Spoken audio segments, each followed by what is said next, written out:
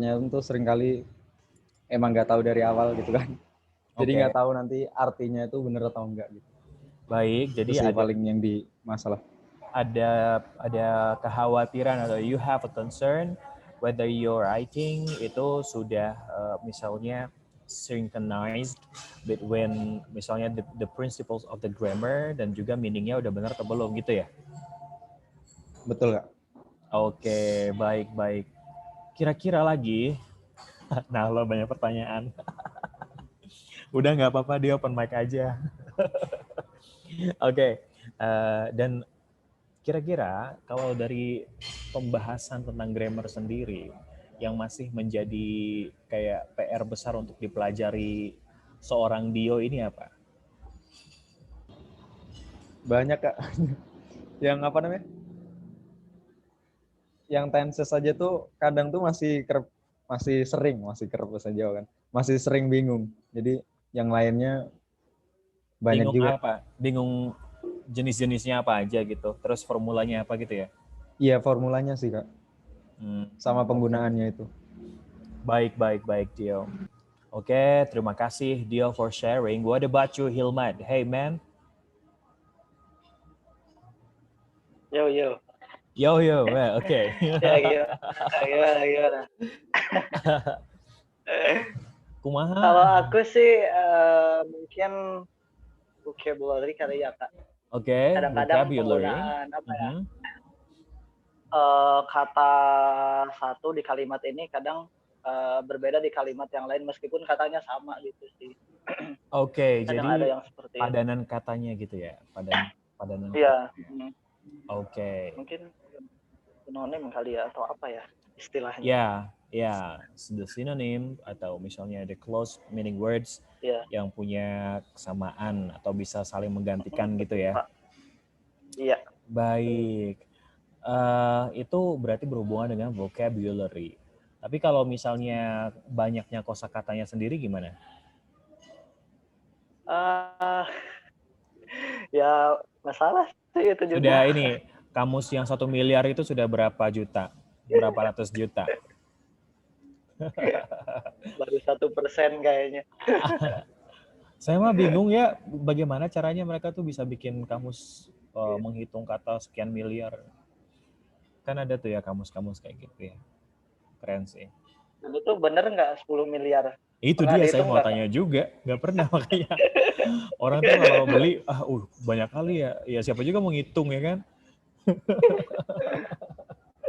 Teknik marketing itu. Tapi kalau waktu saya kuliah, when I was in university, one of my lecturers always like warn us not to use that 1 miliar or 500 juta dictionaries. Itu prohibited. Itu adalah hal yang dosa banget untuk dibawa. Jadi kalau misalnya ke kelas itu, kami harus bawa kamus kan. Yeah, we needed to bring our own dictionary. Then he always checked out our dictionary, which dictionary that we brought waktu itu. Kalau ada yang ketahuan bawa yang 500 atau bawa 500 juta atau 1 miliar itu langsung, okay, please, would you like to close the door from outside? Jadi dia nggak bisa masuk. Jadi masuk kelas tuh, oke, bawa kamus nggak lu gitu, bawa apa ini kayak gini. Oh, oke. Jadi yang diperbolehkan tuh kalau nggak Oxford itu Cambridge yang diperbolehkan kamusnya. Oke, baik Hilman, thank you for sharing. Titi, halo Titi. Titi is already open the mic. Hi Titi. Titi, are you there? Holding your card? Ya, halo Kak. Iya, halo. Ayo.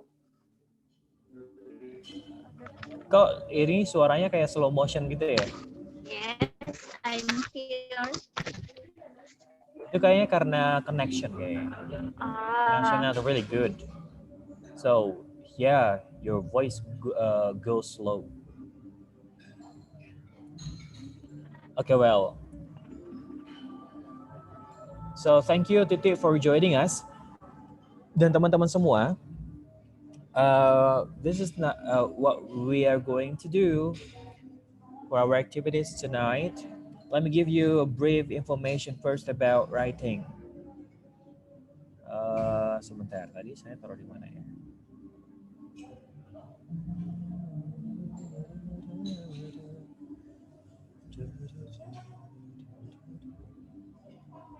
A minute.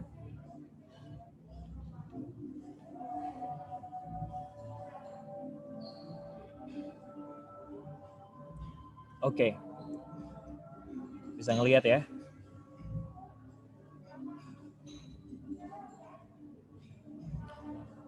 Oke, thank you. So, in writing, ini buat yang belum pernah mendapatkan informasi atau saya mengulas sedikit ya tentang pengantar atau introduction untuk ini. So, writing an IELTS has two different tasks to do. So, guys, as a test taker, you need to accomplish two kinds of tasks. First, I 1 hour. Oke, jadi ada dua task. So, the first part or task 1, you have 20 minutes to describe, to make a description or descriptive text according to the information showed on the paper. So here, for example, berapa kata sih yang harus ditulis untuk di task pertama? Jadi tugas pertama itu adalah kita diminta untuk mendeskripsikan sebuah diagram, sebuah graph, sebuah informasi yang berhubungan dengan biasanya numbers ya. Nah, ini adalah kemampuan kita untuk membaca atau memahami info dalam bentuk graph.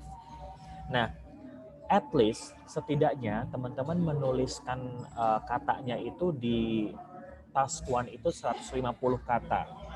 150 kata itu berarti ya kalau Twitter berapa kata ya? Mohon maaf. Kalau Twitter paling banyak berapa kata? Saya lupa ya. In Twitter. Kayaknya tweet how many words? Maximum. Kalau di Twitter, kok saya penasaran ya. Twitter itu berapa kan sih? Twitter berapa kan? 280. Berapa? 280. 280.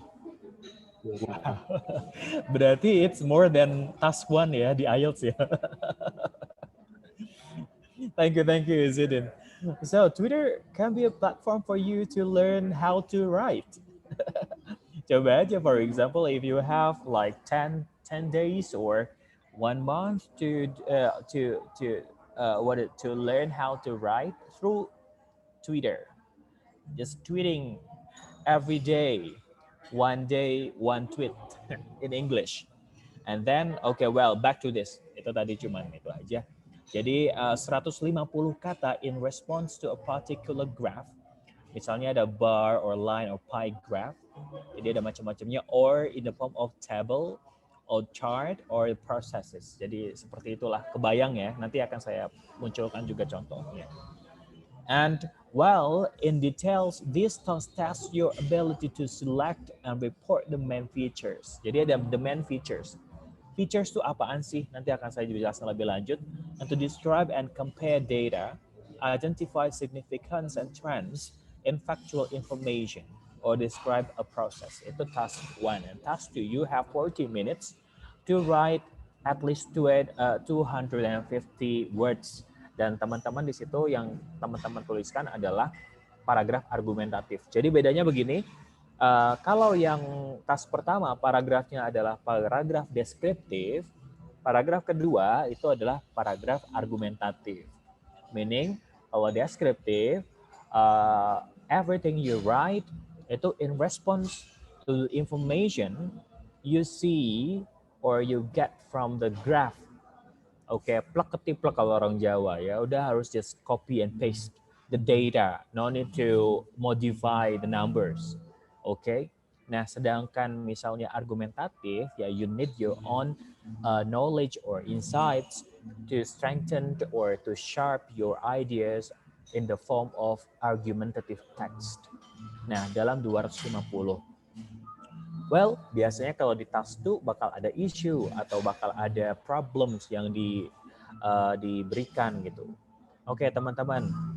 Jadi ada 2 tadi ya, task 1 and task 2. Ada pertanyaan dulu? Aman? Oke. Nah, ini kalau teman-teman kalau pas lagi tes, kira-kira bakal kayak gini ya. Jadi teman-teman tuh nggak bakalan bisa membuka kertas jawaban sebelum diminta. Kemudian oke, bla bla bla bla, poin 3 oke, poin 4 oke ya, emang disuruh jawab, poin 5 ya tadi sudah saya jelaskan, poin 6 oke. Poin 7 write your answers in the ya ini tinggal ditulis saja di situ. Nah, write clearly in pen or pencil. Nah, ini teman-teman kalau teman-teman ngambilnya itu yang paper based, yaitu kan tetap harus ya harus mengedepankan prinsip kejelasan. Jadi menulis tuh yang jelas gitu. Jadi sebagus-bagusnya tulisan teman-teman itu jangan sampai yang tulisan penuh dengan dekorasi, penuh dengan lika-liku, nggak usah, yang standar aja yang bisa dibaca. At the end of test, hand in both dikumpulkan. Baik, seperti ini saya pikir ini aman. Nah, oke. Jadi task 1 and task 2 itu kan akan dinilai berbeda. Jadi task 1 itu kira-kira kalau di total bakal ada 33% dari total nilainya. Nah, dari total nilai, misalnya paling tinggi kan 9 per skill. Maka misalnya writing nih totalnya 9. 9 kan nanti bakal dibagi 2. Task 1 itu porsinya 33%, sedangkan task 2 ya berarti selebihnya. Nah, apa aja sih indicators atau misalnya hal points points that are graded atau they marked or scored? Pertama itu adalah task achievement. Baik, kalau task achievement itu teman-teman, nah ini teman-teman bisa juga saling bisa mencatat juga ya. Kita ngomongin ini, share dulu sesuatu, baru nanti kita akan ada latihan. Nah, kalau task achievement itu yang teman-teman lakukan adalah mencoba untuk describing relevant features. Jadi describing relevant features. Apa aja sih features itu, maksudnya apa? Kalau teman-teman misalnya tadi melihat Nah, teman-teman bisa lihat graf di sini ya. Ini namanya diagram apa? By the way, what kind of graph you see? Yeah? Yes, bar. Bar, oke, betul. It's a bar graph. Oke. Nah, teman-teman, jadi yang pertama itu tadi poin yang dinilai adalah task achievement. Artinya teman-teman tuh apakah benar-benar bisa menggambarkan fitur utama atau fitur-fitur penting dari informasi graf ini, apa aja sih misalnya. Jadi important aspects-nya kan kalau di sini apa? Di sini kan yang dijelaskan, lihat dulu title-nya, poverty rates by sex and age. Nah, misal seperti itu. Kemudian di sini ada men and women. Oke, men and women.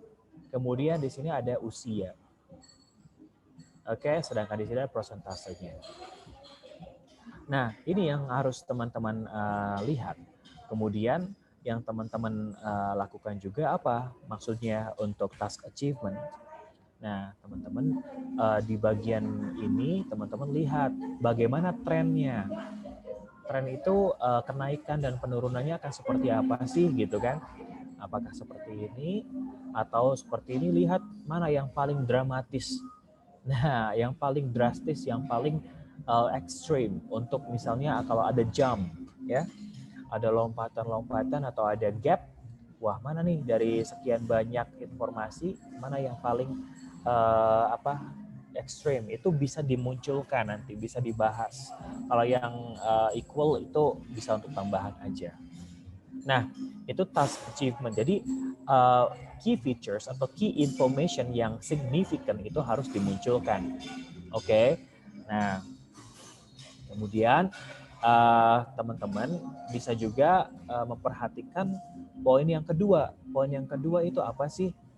Kalau tadi poin yang kedua itu adalah coherence dan juga cohesions. Jadi coherence sama cohesions itu saya balikin ke belakang. Oke. Nah, ada coherence and cohesions itu 25. Jadi semuanya rata 25 ya. Saya bahas langsung vocabulary sama grammar. Nah, maksudnya dari coherence itu apa sih sama cohesions? Ada yang tahu teman-teman? Coherent tuh kayak gimana sih kalau cohesion ya gimana Irfan? Kesejajaran dan keselarasan nggak sih, Bang? Kesejajaran, keselarasan, keharmonisan, keseimbangan. Ingat dulu pas SMP. Kelas bahasa atau apa? Iya, bahasa Indonesia. Tuh. Oke, thank you bro. Jadi kalau coherence sama cohesion itu membedakannya gimana sih? Nah, kalau coherence itu ingatlah strukturnya teman-teman. Ya, coherence itu artinya teks atau tulisan yang teman-teman tulis itu terstruktur dengan baik, gitu kan ya Van ya? Nah, jadi terstruktur apa sih paragraf pertama tuh harusnya membahas apa, paragraf kedua membahas apa. Nah, dan selanjutnya, kalau cohesion itu bagaimana tulisan itu flow-nya tuh enak gitu. It's about the flow. Nah, jadi flow dari antar kalimat itu bagaimana? Bagaimana kita nyambungin satu kalimat dengan kalimat yang lain supaya enak dibaca. Nah, jadi coherence itu bisa dikatakan it's between the paragraphs, ya, antara paragraf bagaimana itu terstruktur, terangkai dengan baik. Kalau cohesions itu bagaimana antar kalimatnya itu dalam tiap paragraf itu bisa sambung menyambung menjadi satu. Itulah paragraf yang baik. Nah, oke. Kira-kira itu coherence sama cohesions. Kemudian, jadi apa sih implikasinya gitu kalau kita menulis? Nah, ini kita lagi ngomongin task one ya. Kita ngomongin task one teman-teman. Jangan berpikir dulu yang bikin essay. Yang teman-teman pikirkan sekarang fokus on how to accomplish the first task, and it's about how to describe a graph, misalnya, or a table. Oke? Nah, jadi pertama tadi apa? Iya, yang pertama. Yang pertama adalah task achievement, yang kedua adalah coherence sama cohesion. Teman-teman bisa mencatat, misalnya paragraf pertama itu bakalan kayak gimana sih? Paragraf kedua kayak gimana? Nah, berarti mungkin akan muncul pertanyaan, jadi Kak, kalau misal 150 kata minimal itu bakalan ada berapa paragraf sih? Oke, rata-rata bikin itu 3 sampai 4 paragraf. 4 paragraf tuh masih ideal kok gitu. 3 juga ideal, nggak apa-apa gitu. Kak, apakah jumlah kata itu semakin banyak, semakin tinggi pula nilainya? Oh, belum tentu Kisana. Karena apa? Banyaknya kata tuh belum tentu membuat tulisan itu bagus kan. Bisa jadi penjelasan kita tuh penjelasan yang boring. Yang boring explanation itu yang harus dihindari. Yang penting itu adalah kita tidak menunjukkan bahwa kita bisa punya kosakata yang sophisticated gitu ya. Kita punya kosakata yang gila gitu. Levelnya tuh udah level tayangan lah bahasanya gitu.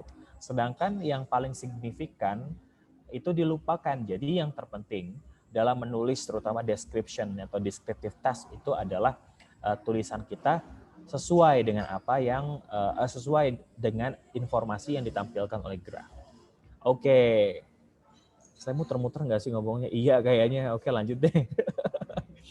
Oke. Jadi teman-teman ada baiknya dan ini sangat disarankan, highly recommended teman-teman sebelum menulis itu bikin plan atau bikin outline-nya dulu, structure-nya ya. Bisa bikin structure-nya kan pakai pensil ya, bisa oret-oret dulu gitu maksudnya. Nah, dibuat teman-teman sudah terbiasa mungkin yang teman-teman Pondok Inspirasi ini suka bikin essay kan ya. Bikin pelatihan essay atau jurnal article misalnya. Nah, jadi dibuatlah outline-nya dulu dalam 1 menit. Jadi kita kan misal we have 20 minutes. Teman-teman. Jadi coba dalam 1 menit teman-teman bikin outline. Paragraf 1 bakal ngapain, paragraf 2 bakal ngapain, paragraf 3 bakal ngapain. Aduh, nanti habis waktunya. Tidak. Jangan sesekali nulis dulu baru mikir strukturnya, jangan. Gak tahu sih, kayaknya kalau saya mah begitu gitu. Karena outline itu akan menuntun kalian ke jalan yang lebih baik gitu. Nah, kalau nanti nulis dulu gitu, terus lama-lama kan kayak kita tidak mendapatkan guidance. Nah, the outline will guide you. Itu ya, outline itu or your your draft itu will easily lead you to a good paragraph. And then dapat skornya bagus deh gitu kan. Baik. Kemudian berhubungan dengan cohesion, tadi coherence itu berarti kan paragraf 1, 2 ngapain. Terus cohesion itu it's all about the flow, tadi saya bilang ya, it's all about the flow. Bagaimana misalnya the words or your writing itu streams smoothly gitu from the first word and then first clauses connected to the second one or until you finish or you complete your writing or task one. Nah, jadi flow-nya itu gimana sih cara bikin flow-nya bagus? Tipsnya adalah teman-teman, you need to use conjunction, kata penghubung ya, prepositions, kata depan, itu dipakai tuh ilmunya, dimunculin di situ. Saatnya pamer. Saya bisa loh memunculkan kata ini, maksudnya yang in terms of conjunction ya. Nah, kalau misalnya untuk prepositions juga kan teman-teman nggak banyak lah kalau prepositions. Conjunction juga sebenarnya nggak terlalu harus muncul semuanya, tidak. It depends teman-teman. Nah, nanti kita ngobrol lebih lanjut tentang itu. Kemudian teman-teman ini berhubungan dengan vocabulary. Kalau tadi Hilman bilang gimana nih tentang sinonim, betul. Sinonim itu penting banget bro dan teman-teman. Jadi sinonim atau misalnya padanan kata itu perlu kita bukan kuasai sih, pelajari dan kita ingat gitu. Cara mengingatnya ya kalau standar ya diingat-ingat ya, dihafal banget gitu. Cara jadul saya dulu waktu SMA sih emang dihafal. Saya tulis sebelum tidur dan saya ingat setelah bangun tidur. Nah, tapi yang selanjutnya cara lain kan teman-teman kalau membaca terus dicatat terus ingat oh ini padanan katanya ini tuh juga bisa. Nah, jadi synonyms itu perlu karena kalau nanti ketika menulis banyak mengulang kata, if you repeat the word itu bisa membuat tulisan kalian tuh nggak bagus gitu kan. Maka pakailah sinonim. Nah, jadi vocabulary itu pertama tentang kalau synonyms itu berarti it's about the range. Range-nya itu loh, vocabulary range-nya itu akan seperti apa sih? Sekaya apa sih vocabulary yang kita punya? Nah, terus yang kedua itu precision. Yaitu precise atau tidak gitu. Tepat atau tidak sih kata itu muncul di sana. Gimana cara memastikannya ya? Kita harus mengerti, memahami konteksnya apa. Begitu ya. Nah, mengerti konteksnya itu precise atau tidak. Jadi vocabulary ingat ada 2 poin. Yang pertama vocabulary itu adalah tentang range-nya. Yang kedua adalah tentang precision-nya. Oke, saya harap ini bisa diikuti. Kemudian grammar itu apa sih? Nah, grammar itu kalau tadi dia udah menyampaikan tentang misal tenses itu betul penting banget teman-teman. Pernah dengar nggak apa aja sih jenis tenses yang sering digunakan?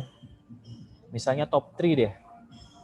Top 3 atau top 3 aja, top 3 jenis tenses yang biasa digunain. Apa aja jenisnya? Bisa open mic, bisa diketik. Present, past, Oke. Oke, present, past, sama continuous. Oke, present, past, continuous. Oke, sama nih. Ini jangan-jangan sebelahan lagi duduknya. Yeah. Oke, jadi present itu ya banyak dipakai. Kemudian simple present, maksudnya simple present itu banyak dipakai. Kemudian juga simple past juga dipakai. Simple continuous ya banyak dipakai, betul. Ini adalah yang top 3 juga. Kemudian yang masuk top 3 juga perfect. Jadi present perfect itu sering dipakai, dan satu lagi yaitu future, simple future. Nah, jadi 5 tuh. Coba ya. Jadi simple present, kemudian present continuous, present perfect, sama tadi apa? Simple future.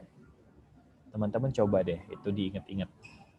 Nah, itu biasanya sering dia dipakai ya dalam keseharian dan juga dalam tulisan.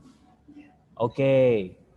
Dan sebenarnya kalau tulisannya itu ilmiah, itu tuh akan semakin, harusnya tidak semakin aneh-aneh gitu tensisnya. Ya nggak sih? Nah, kalau ngebaca tulisan ilmiah kan bacaan yang rada kaku ya, atau bahkan kaku sekali gitu. Maksudnya kaku tuh katanya harus baku, kemudian secara kalau dalam bahasa Inggris kan misalnya tensisnya juga tidak terlalu banyak digunakan gitu. Karena paling kan kalau ada tahun berarti pakainya tahunnya lampau, berarti pakainya past. Gitu nggak sih? Kalau tahunnya nanti ya berarti pakai future. Kalau itu sebuah fakta ya udah pakainya apa? Present simple gitu kan? Ya begitu. Oke. Itu grammar. Jadi grammar itu poinnya tidak hanya tenses sebenarnya. Jadi sama seperti vocabulary. Jadi grammar itu juga yang dinilai itu range-nya. Jadi seberapa bagus sih penguasaan kita tentang grammar. Jadi grammar it's not only about tenses. Misalnya grammar juga berhubungan dengan apa namanya? Kata what is it? Misalnya kesamaan structure, subject and verb agreement. Jadi apakah subjeknya itu sudah cocok atau pas dengan verbnya, subjek sama verb itu harus ya, harus cocok gitu kan. Nah, apakah jenis verbnya juga cocok, misal kayak gitu. Nah, terus accuracy jelas ya, kalau accuracy itu benar nggak sih? Tadi ya kalau kita ada hubungannya sama formula, patternnya udah benar atau belum, kayak gitu. Nah, itu bakal dinilai. Nah, oke. Jadi ini jelas 20% rata, ada 4 poin. Jadi kalau misal, aduh aku kok grammarnya jelek, jangan-jangan vocabulary, coherence, sama task achievement-nya bagus. Gitu ya. Jadi yang diperjuangkan mana ya? Perjuangkanlah semuanya. Jadi karena ini dibagi rata juga gitu. Jadi kalau misalnya teman-teman bisa mengerjakan ini sesuai dengan what is expected by the examiner, itu bisa dapat bagus. Oke, pertanyaan dulu deh, boleh ya sebelum kita latihan nih. Saya sengaja ini ceramah dulu karena writing mungkin untuk sebagian perlu dapat insight, informasi beberapa hal dulu kan. Oke, please, should you have any insights atau misalnya questions juga boleh dikasih dulu ke aku. Open mic boleh. Dan suara saya terdengar ini nggak sih, jelas gitu nggak sih, atau pelan gitu? Karena saya kok merasa suara saya pelan gitu. Very clear. Oh, very clear. Terima kasih.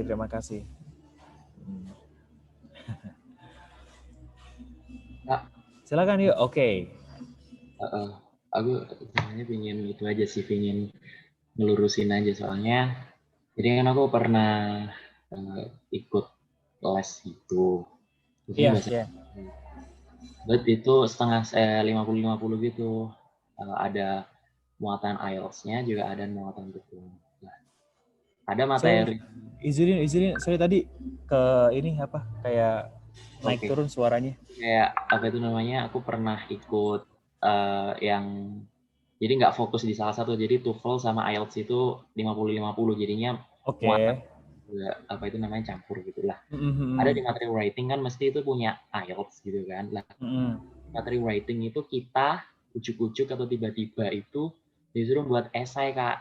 Esai kan gitu. Jadi pokoknya itu esai lah. Terus maksudnya iya, baik, Izudin. Tadi sampai kata esai. Ini yang hilang. Oke. Tadi hilang. Oke. Sekarang kan? Bikin esai. Disuruh bikin esai. Terus? Esai gitu ya. Terus pas aku dengar penjelasan dari kakak ini soal writing task 1, task 2 itu kira-kira esainya itu ditaruh di mana atau mungkin jadi aku masih belum paham itunya. Alur apa aja sih yang di writing gitu, jadi esai itu ditaruh. Iya. Baik. Saya panggilnya Izu, Iya, Uzudin. Oke. Siap, Izudin. Thank you for your questions. Jadi essay itu akan muncul nanti di task 2, bro. Jadi ada 2 kan, ada task 1, task 2. Nah, yang kalau tadi essay-nya itu misal ada semacam pertanyaan atau isu, terus menurutmu kayak gimana sih? Nah, itu kan paragrafnya argumentatif yang dituliskan dalam bentuk essay, itu nanti di paragraf lagi, task 2. Nah, kalau task 1 itu bakalan dimintanya membuat paragraf deskriptif atau paragraf deskripsi. It's about describing the features atau information according to the graph. Jadi cuman gitu doang kalau paragraf 1. Bukan cuman, tidak ada yang cuma di dunia ini. Ya, jadi mendeskripsikan grafik aja gitu. Tapi kalau di task 2 bakal ketemu sama essay itu, Izudin. Gimana? Clear nggak tuh?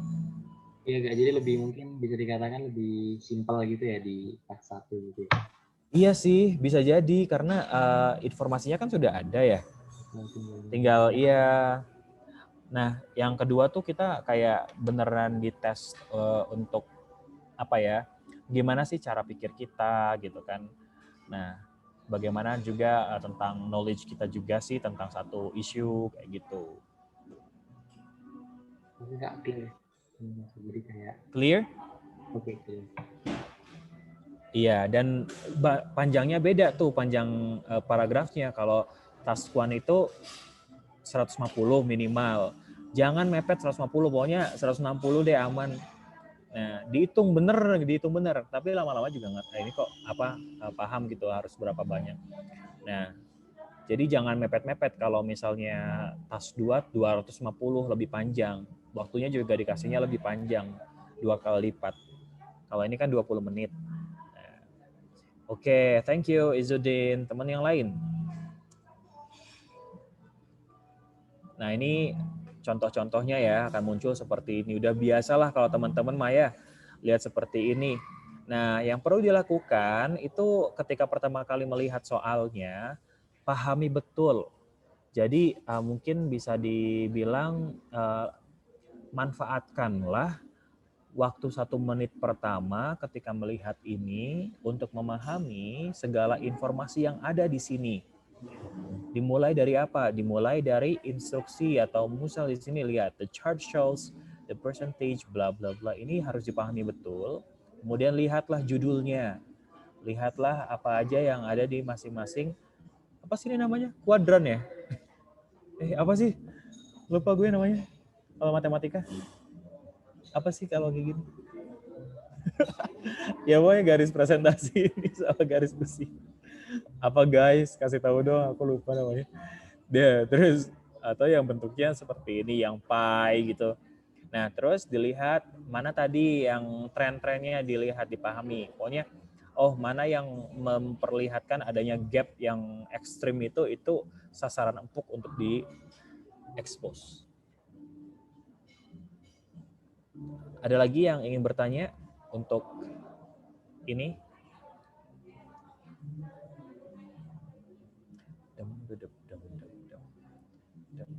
Mau nyapa dulu yang sudah hadir di kelas pada malam hari ini. Ada Al-Hasanah, ada Hilman, Jessica, Izudin, Neda, ada Irfan, Syafura, Tegar, Titi, Ulfi, Zulfa. Terima kasih dan Indah ya. Ini saya sebut nama langsung nggak apa-apa kan ya? Saya dipanggil namanya juga nggak apa-apa kok, Omar gitu. Omar. Oke. Ada pertanyaan? Tidak ada? Kalau tidak ada, baik. Kalau tidak ada, mari kita lihat sedikit latihan. Teman-teman semua pegang ini alat tulis. Selain memegang mimpi-mimpi, Alat tulis disiapkan. Boleh, terus juga kertas mungkin. Nah, karena kita akan coba berlatih ya. Pelan-pelan. Saya harap, by the way saya mau minta feedback sedikit dong. Ini penjelasan saya tuh terlalu banyak, terlalu cepat, terlalu pelan atau gimana? Boleh feedback sekarang daripada daripada keterusan kalau ada yang kurang. Boleh kasih feedback sedikit aja. Apakah saya terlalu cepat? Bisa diketik. Apakah saya terlalu cepat? Oh, saya bisa membaca pikiran Anda. Enggak. Cukup sih, oke. Apakah saya terlalu cepat? Cukup sih, Kak. Cukup sih berarti cukup cepat ya, Hilman. Gimana? Nah, lo. Udah pas. Oke. Cuman kadang sinyalnya yang bikin gagal paham. Oke, baik. Sinyal itu di luar kuasa saya. Nggak cepat tapi saya nggak fokus. Kenapa nggak fokus, titik? Oke, sabar Kak Dia. Oke, berdoa ya, sinyal nih emang challenge kita. Oke, sambil bimbing anak-anak luar biasa. Teman-teman nih aktif semua. Tahu nggak sih kenapa saya mau belajar bareng sama kalian? Karena saya yakin kalian tuh pertama orang-orang yang punya spirit yang bagus gitu. Kalian tuh orang baik. Jadi mungkin kalau ada manfaatnya dari kelas ini kan bisa dikit-dikit lah nanti di-share ke yang lain atau manfaatnya untuk teman-teman pribadi. Tuh kan malah curhat. Oke, yuk kita sekarang latihan. Mana ada? Nah. Oke teman-teman, aduh kelihatan duluan deh. Dadet.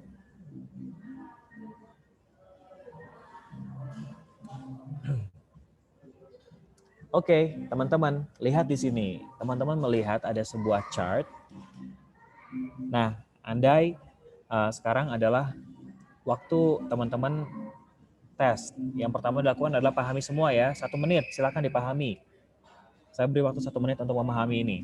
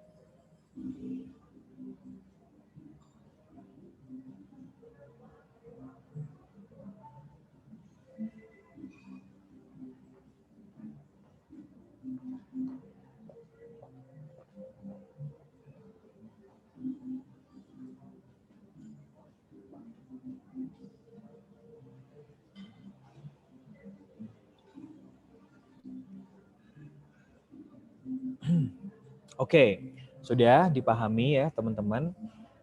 Sekarang, oke, dilihat, dibaca di bagian ini. The chart below shows the number of men and women. Ini caranya gimana? Cara bacanya women ya. Kalau dia banyak, pluralnya tuh cara bacanya women. Men and women in further education in Britain in 3 periods and whether they were studying full-time or part-time.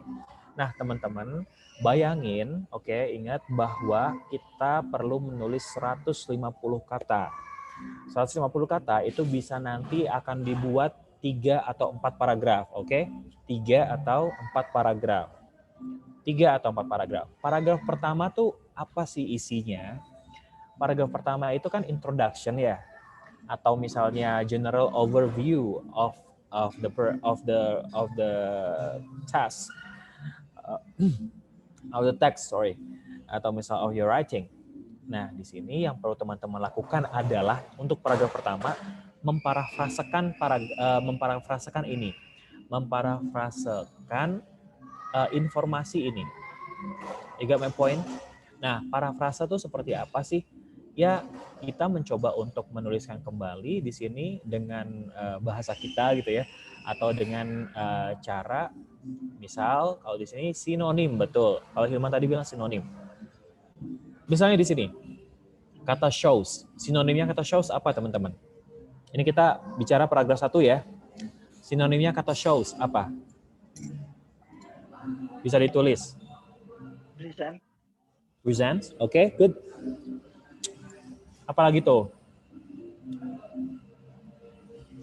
Saya lihat chatnya. Zulfa, thank you. Indah bilang present, provide. Boleh. Provide tuh harus, provide apa? Harus ada subjeknya ya. Betul. Tapi kalau shows, itu bisa teman-teman pakai kata misalnya, what is it? Illustrate misalnya. Illustrate.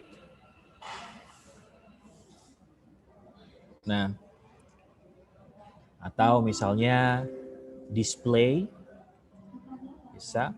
Tadi kata present juga boleh. Oke. Describe, good. Iya, describe juga boleh banget. Indicate, bisa. Nah, jadi, kalian tahu nggak sih? Nggak tahu, kan belum dikasih tahu. Mas. Nah, saya pernah, ini yang muncul di kalian, ini nggak sih? PowerPoint dan aku lagi ngetik gitu nggak sih? Iya ya. Nah, ini cara mempelajari sinonim dari Word, dari apa namanya, dari PowerPoint atau Word, dari Microsoft lah. Jadi, mungkin teman-teman udah tahu, buka gitu kan di sini, terus review. Kemudian ada thesaurus di sini. Nah, misalnya teman-teman mau cari mau cari sinonim dari kata show. Terus saja show. Kan muncul kan? Show ini kan kata kerja misalnya. Cari yang kata kerja. Ini kan noun. Ini noun. Oh, apa nih?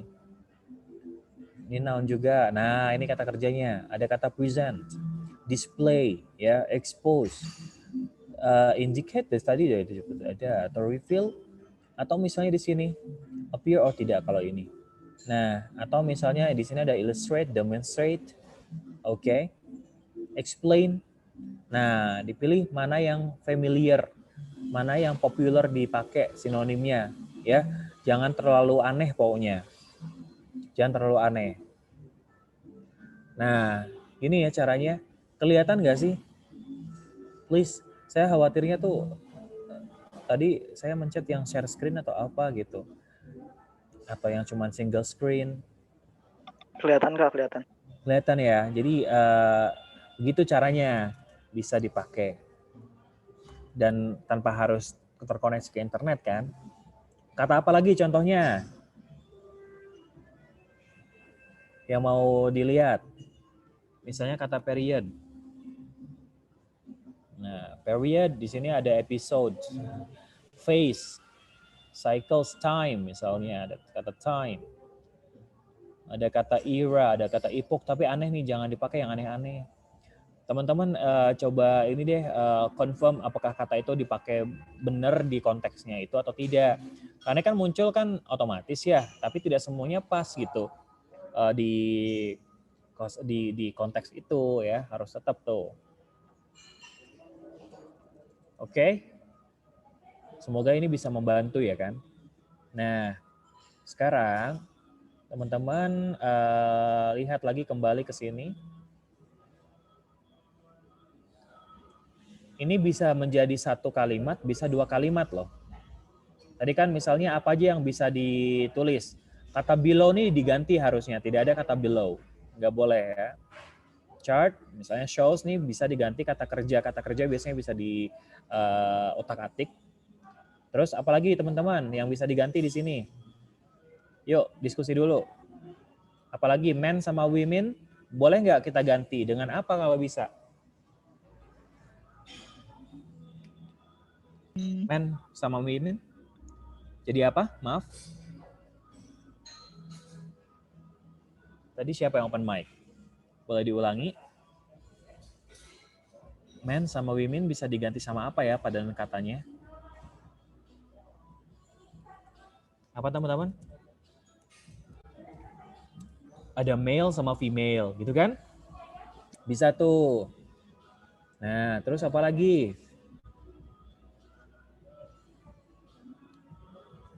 Misalnya mungkin itu dulu deh gitu. Oke, kita akan coba misalnya memparafrasekan ini menjadi seperti ini.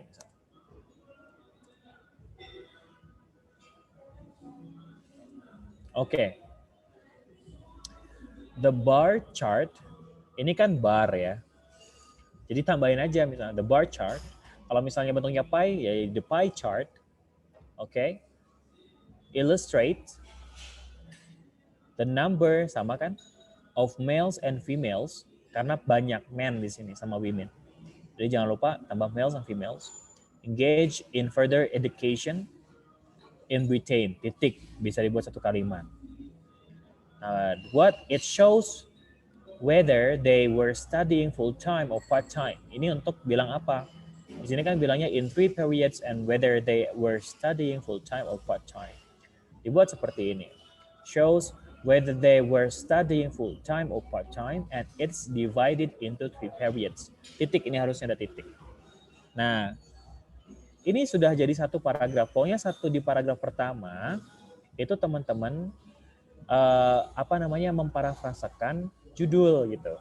Jadi judulnya di sini apa?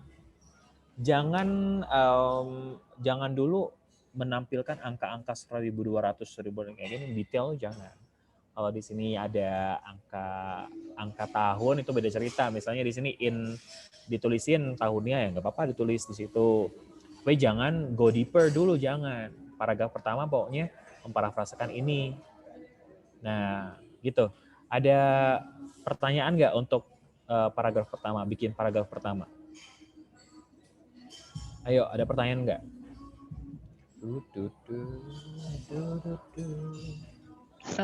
Kak, boleh bertanya, Kak? Boleh banget. Untuk misalnya kalau kita buat dalam paragraf tuh tidak ada batasan kalimat, jumlah kalimat, atau memang dibebaskan saja, Kak? Nah, kalau jumlah kalimat dalam satu paragrafnya sih tidak ada aturan khusus. Tapi kita bisa ngira-ngira ya, Indah. Misalnya karena minimal kan 150, tapi juga kebanyakan dari misalnya ternyata bikin 200 kata, itu pun juga mungkin kebanyakan ya. Bikinlah 160 atau 170 kata gitu. Jadi disesuaikan saja.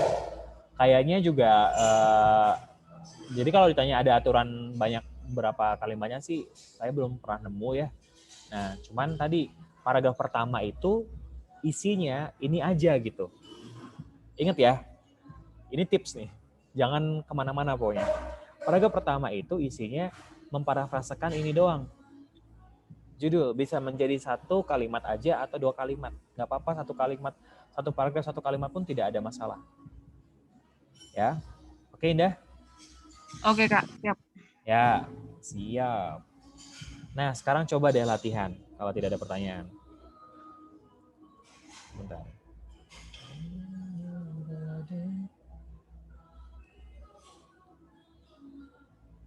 Ini kalian mendengar suara musik nggak sih? Karena saya sedang di luar. Tidak ya? Tidak, Kak. Lumayan bagus juga headset gue. Mana tadi ya? Ini kan.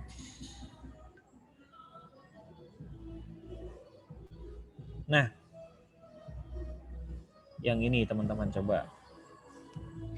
coba memparafrasekan kata ini. The chart bla bla bla sampai 2008. Yuk. Teman-teman, bikin ya, harus menulis nih. Bikin paragraf pertama. Dari satu kalimat ini. From the chart sampai 2008. Yuk, silakan bikin.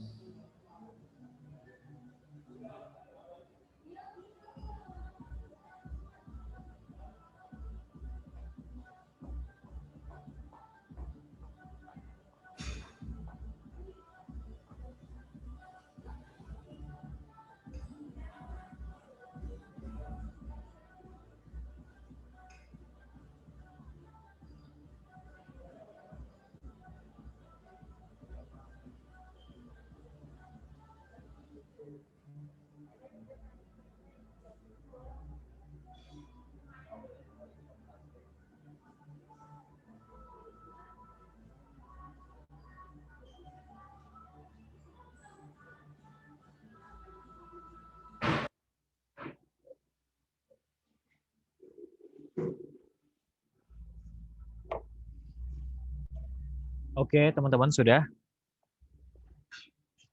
Ada yang mau share?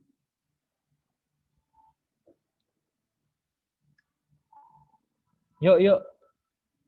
Nggak apa-apa, tidak perlu malu-malu.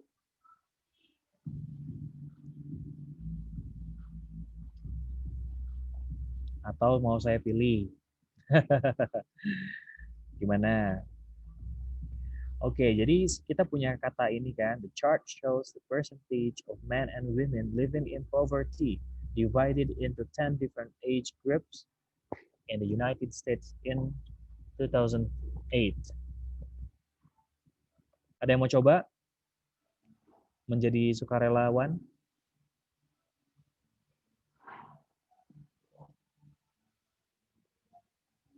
Halo, are you with me guys?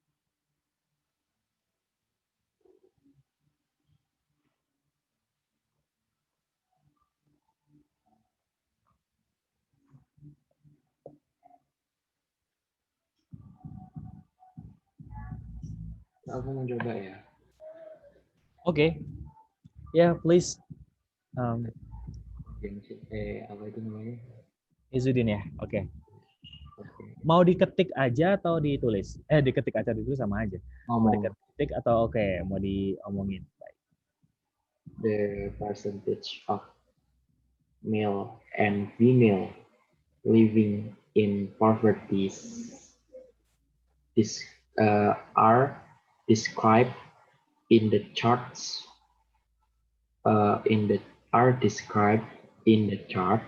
Were divided into 10 different age group in the US in 2008.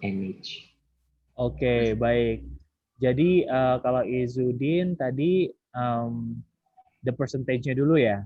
The percentage of males and females gitu ya tadi pakainya itu ya. Living in poverty is described gitu ya. Is described in the chart gitu. Oke, baik. Itu bisa banget. Tapi juga sebenarnya kalaupun langsung misalnya the chart displays the percentage of males and females pun tidak apa-apa. Dan itu tetap di skornya bisa tetap tinggi. Mungkin tadi Izudin juga coba untuk cara lain ya. Dan itu nggak apa-apa. Nah, kalau mau hati-hati, mau cari aman dan tetap nilainya tinggi, nggak apa-apa. Langsung aja tulis kayak the chart describes. Itu udah bagus, bro. Jadi, atau the chart illustrates, itu juga bisa. Tapi tadi juga bisa. Saya tadi agak lupa tuh kalau bisa ditulis nggak? Agak lupa tadi. Living in poverty. Living in poverty. Is entah pakai is entah pakai ar, aku agak bingung. Nah, tapi kalau di situnya the percentage itu harusnya is. Is ya, oke. Ya, betul. Iya, is described in the chart. In the chart, okay. Chart were divided into blah blah. Itu were-nya tuh dari mana tuh? Nggak tahu juga, cuma. Oke, nah itu perlu dipastikan ya kalau ada word, karena tadi kan sudah presentasinya kan pakai was, itu sudah was described in the chart. Nah, terus mungkin were itu tidak perlu, tapi gimana were divided into ya. Di situ kan yang dibagi itu apanya sih? Yang dibagi itu berarti kan kategori laki-laki perempuannya gitu ya, into 10 different groups ya. Selebihnya sama ya, bro? Selebihnya sama ya. Nah, oke, jadi itu aja koreksinya, hati-hati karena kata were itu misterius. Kalau buat aku mengawang-awangnya. Nah, jadi kayak tadi juga normal yang common juga nggak ada masalah. Langsung misalnya the chart atau the bar chart gitu kan. Lumayan tuh. Misalnya the bar chart udah berapa kata kan? Tinggal the bar chart misalnya displays the percentage of males and females misalnya kayak gitu. Terus bla bla bla bla bla selebihnya bisa sama, bisa main-main lagi di beberapa kata. Gitu. Oke, thank you, bro. Satu lagi yang mau coba, siapa? Silakan.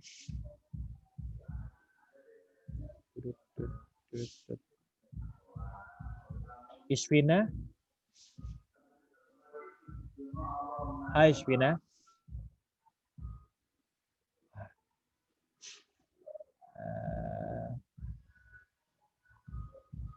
Indah mau coba? Mau Kak, tapi saya ketik aja, boleh Kak? Boleh banget ya. Mangga.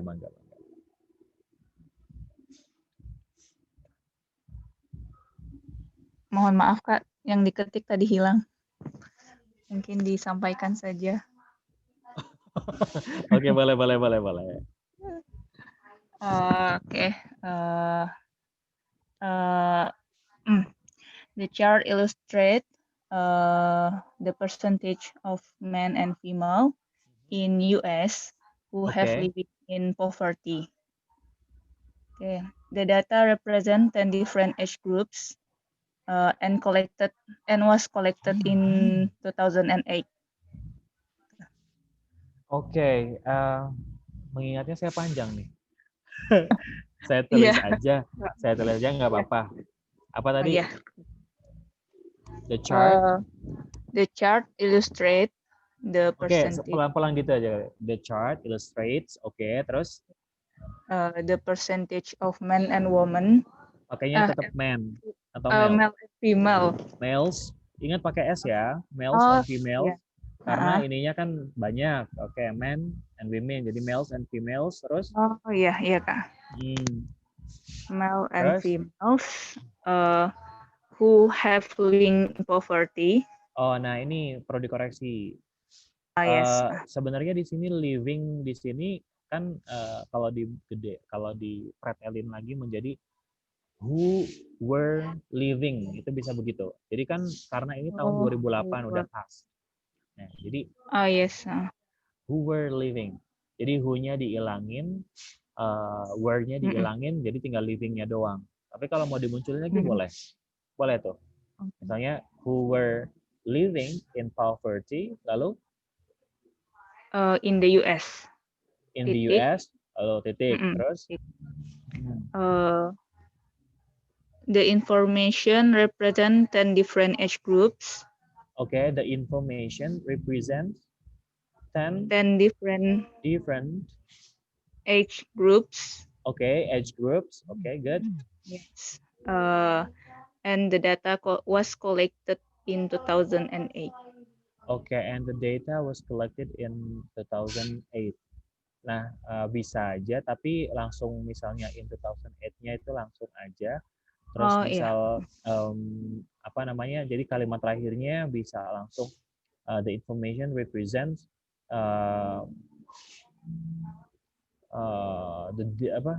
division 10 different age groups gitu langsung ya. Iya.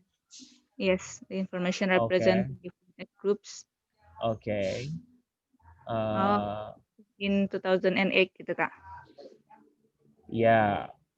Bisa, tapi kayak ada yang missing sih.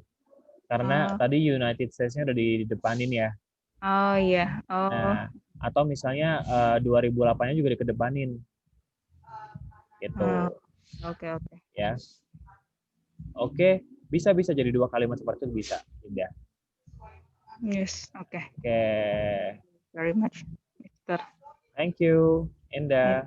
Zulfa nulis nih, in 2008, males and females are live in poorness in the United States. That graph presents the percentage. Okay, thank you Zulfa for trying. Nah, again ini bisa sih tahun dulu muncul, tapi pesan saya lagi-lagi ya, bukannya saya biar gitu aja, tapi kan monoton Mas gitu.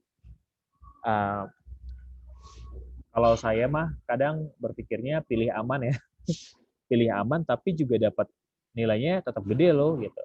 Maka nggak apa-apa Zulfa atau teman-teman yang lain tetap diawali dengan misalnya the chart atau misalnya the bar or the graph presents the percentage of apa misalnya di sini males, di sini betul poorness kita bisa pakai poverty ya. Poverty itu lebih ini ya. Poverty itu sudah baku yang dipakai in the United States. Nah, kalau di sini Zulfa bisa mengoreksi di bagian ini are live atau misalnya were living ya. Tapi jangan were living juga. Jadi dibuatnya lived gitu bentuk kedua ya. Bentuk kedua misalnya females lived in poverty in the United States. Oke. Nah, that graph itu kalau that itu artinya bisa jadi sebelumnya atau ada sesuatu yang refers to itu, guys. Kalau misalnya di sini kan that-nya mungkin refers to the gambar gitu ya. Nah, di sini akan lebih aman misalnya the graph or the chart presents. Nah, di sini dikasih S ya, Zulfa, karena graph itu di sini single. Nah, jadi dia dikasih S di situ yang presents atau displays, illustrates, describes. Okay, the percentage divided into 10 different ages. Different age. Di sini different age ditambah groups ya, dikasih groupsnya. Nah, kayak gitu karena ini emang ada pembagian gitu kan. Mungkin groups itu bisa diganti dengan apa misalnya. Different itu bisa diganti dengan various atau different aja tetap, age groups, categories misalnya kayak gitu. Nah, itu seperti itu kira-kira kita di paragraf pertama itu adalah kemampuan untuk memparafrase, lagi-lagi ya, memparafrase itu teman-teman. Jadi jangan terlalu banyak membumbui paragraf 1 dengan hal-hal yang keren banget gitu. Keren banget sampai terlalu kerennya jadi nanti si yang menilai itu malas duluan. Bisa jadi loh kayak gitu. Nah, ini menilainya tuh subjektif loh by the way, tapi mereka sudah expert di tes gitu kan. Jadi subjektivitasnya tuh bisa dipertanggungjawabkan. Kayak gitu. Oke, ada pertanyaan nggak? Terima kasih sudah mencoba. Keren. Saya pikir teman-teman ini termasuk orang yang ini ya, mencoba untuk tidak monoton ya.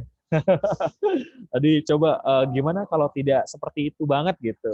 Ya itu the art of paraphrase ya, memparafrase sesuatu, paraphrasing. Silakan sebelum sesinya ditutup.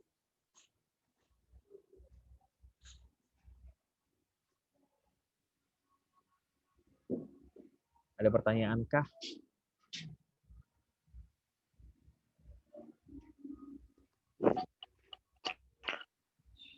Ya. Kak. Halo. Iya. Berarti setiap tes itu pasti ada pengantar kayak tadi ya. Betul. Tapi ini untuk tes 1 doang ya. Oke. Tas 1 kan kita lagi coba itunya, iya betul bro. Jadi kalau tas 1 di pertama pertama itu introduction, paragraf pertama introduction bisa tulis. Kedua itu tentang overall information, jadi overview-nya. Nah, kalau misalnya bentar, sedikit lagi deh ya. Ini teman-teman nggak apa-apa kan agak membelandang sedikit, bahasanya lagi. Oke, nah lihat di sini, ini contoh dia teks yang kedua, paragraf kedua ini bisa menjadi seperti ini. Jadi paragraf kedua, teman-teman, ini isinya ini overview dari graf ini. Overview itu artinya kan tidak langsung ke detail ya. Nah, di sini teman-teman di paragraf kedua, ini paragraf pertama yang tadi saya tulis, terus ini paragraf keduanya. Ini di paragraf kedua jangan dulu memunculkan angka-angka ini. 1.200, 1.800 gitu. Tahun ini ada berapa? Jangan dulu. Tahun boleh, misalnya tadi kan 2008 ya, di tahun 2008 itu boleh. Nah, yang dilakukan teman-teman di overview di paragraf 2 itu adalah melihat secara keseluruhan misalnya. Bahwa kalau di sini overall, ini biasanya muncul kata-kata overall. Teman-teman juga nggak apa-apa pakai ini juga. Overall, the number of men and women studying part-time outnumbered those studying full-time by a significant margin. Di sini dilihat kan bahwa ternyata kalau yang warna hitam ini kan full-time education, part-time-nya part-time education yang warna abu-abu. Ternyata yang part-time ini, nah yang teman-teman tuliskan di paragraf 2 itu adalah hal signifikan apa sih yang terlihat dari situ. Signifikansinya terlihat dari mana? Dilihat dari trennya, mana yang ekstrim, mana yang drastis. Nah, terlihat di sini bahwa yang paling tinggi di antara yang lain kalau dilihat baik di sini kan male ya, di bagian ini ada male, di bagian ini area ini adalah female. Maka kalau di dua-duanya ternyata both male and female trennya itu part-time education itu outnumbered atau lebih tinggi daripada itu. While both modes were relatively similar between the sexes, there was some variance, especially in 90s when the number of women studying part-time increased substantially. Nah, dua-duanya agak mirip, tapi ternyata kalau di bagian ini yang part-time untuk perempuan di tahun 90 itu ternyata dia increase-nya lebih tinggi gitu kan daripada yang laki-laki kelihatan dari sini. Nah, again, teman-teman ingat ya, paragraf 2 tidak menampilkan angka-angka yang lebih dalam. Dilihat nih paragraf 3 dan 4 itu isinya tuh angka-angkanya. Ini angkanya berapa, ini angkanya berapa gitu ya. Itu teman-teman. Oke. Saya pikir cukup jelas ya untuk ini. Baru nanti di paragraf 3 dan 4 itu going deeper. Masuk deh, ini paragraf 3 hanya untuk yang bagian laki-laki, yang paragraf 4 bagian perempuan. Udah deh selesai semuanya. Ya. Nah, pembagian seperti itu strukturnya yang tadi kita sebut sebagai coherence. Cohesionsnya dilihat dari mana? Cohesions bisa dilihat dari kata penghubung atau juga pronouns atau di sini ada kata overall, while gitu. Itu kan kata penghubung tuh. Nah, terus misal ditambah lagi, misal ada with regards to, atau misalnya di mana lagi for women, ada kata for women, ada kata for di sini, ini penghubung itu bagus dimunculkan untuk membuat kalimat itu lebih kohesif. Oke. Itu terus sih. harus ada conclusion nggak, Kak? Tidak Atau, harus. Tidak. Tidak harus ya. Oke. Langsung aja. Yang penting udah 150. Betul. Tidak perlu, Bro. Karena descriptive text itu tidak mengharuskan adanya conclusion. Jadi conclusion bisa muncul nanti kalau pas di essay. Yes. Oke. Thank you, Kak. Baik, Hilman. Ini icip-icip ya. Karena nggak tahu sih kalau di penguasaan atau pembelajaran bahasa, menulis itu levelnya paling tinggi loh di antara level yang lain. Jadi secara filosofis yang paling mudah itu listening. Bukan paling mudah sih. Kita belajar deh teman-teman, belajar dari filosofi bayi, belajar bahasa tuh kayak gimana sih. Pertama mereka memperbanyak listening. Inputnya kan apa yang mereka dengar dari sekitar. Listening, terus habis itu mereka apa? Mereka belajar berbicara kan, menirukan, imitate. Menirukan, terus ngomong, belajar berbicara. Setelah belajar berbicara, belajar apa? Membaca. Belajar membaca. Setelah belajar membaca, baru deh belajar menulis. Gitu. Oke teman-teman, thank you. Ini saya cukupkan untuk kelas atau session kita malam hari ini. Semoga ada manfaatnya. Teman-teman mungkin masih bingung, mungkin masih merasa tidak pede, itu tidak apa-apa. Tapi tolong itu nanti diminimalisasi perasaan-perasaan seperti itu. Jangan merasa selalu inferior, ini semua bisa kok. Namanya skill bisa dipelajari. Oke, That's all for me.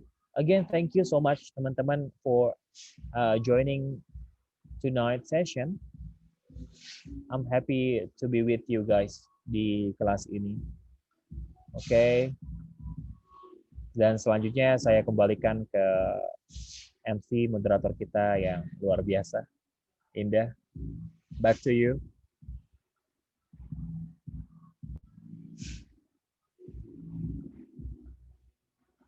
Indah, halo.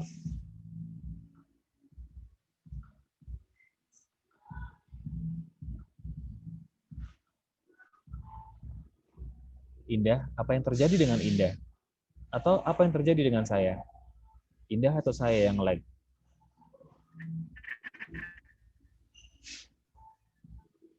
Saya nggak bisa dengar Indah ngomong loh. Okay, thank you very much, Mr. Umar, for our amazing lesson for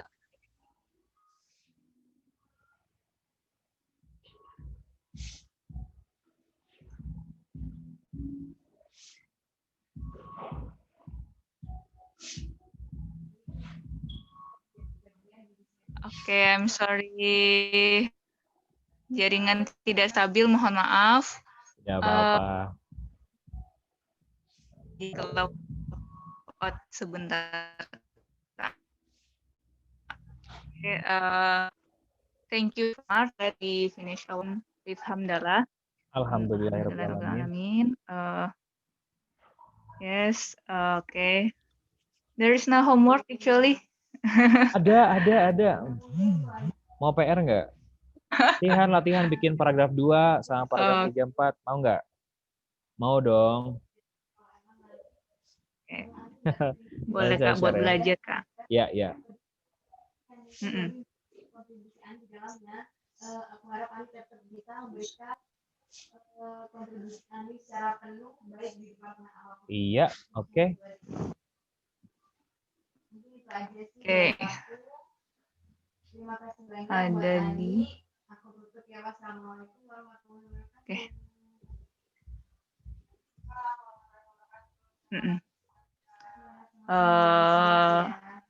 Oke. Let's end our meeting. Thank you very much again for Mr. Umar. I'm sorry for my mistake as MC for tonight. Yes. Tidak ada kesalahan guys. Tidak ada kesalahan, tenang aja.